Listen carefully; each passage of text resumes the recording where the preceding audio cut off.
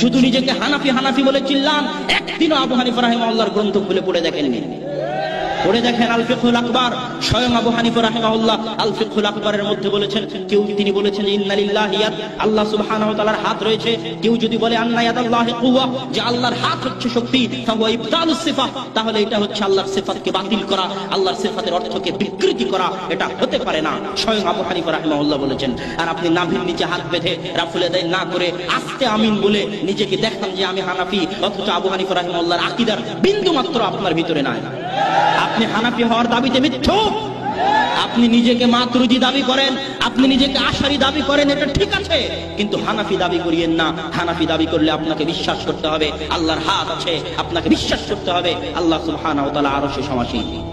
কেননা আবু হানিফা রাহিমাহুল্লাহ এগুলো সব তার আল ফিকহুল আকবার গ্রন্থের মধ্যে লিখে গেছেন।